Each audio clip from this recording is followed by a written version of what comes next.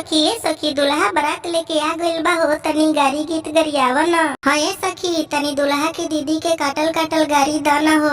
अरे 10 रखली हो, 20 रखली हो, 1000 रखली। दुल्हा के दीदी लइका कुंवार रखली, दुल्हा के बहिन लइका कुंवार रखली। अरे दुल्हा जी माड़ो में रोत पानी फूट के, दुल्हा के बहिन के इज्जत ले गई लूट के।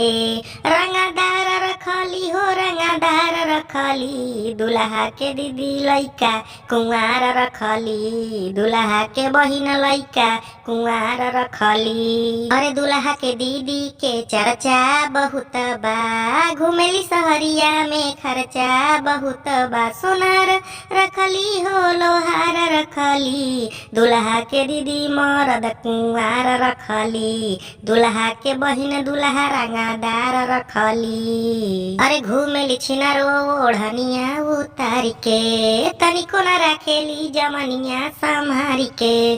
बेकार रखली हो, बेकार रखली, दुल्हा के दीदी लइका कुंवार रखली, दुल्हा के दीदी फ्री में भतार रखली। अरे चुनी चुनी 10 सखी मड़वा में गाड़ी, दुल्हा के बहिना हो गईली खिलाड़ी। आर रखली हो जाके पार रखली, दुल्हा के दीदी लइका कुंवार रखली, दुल्हा के दीदी कई गो भतार रखली।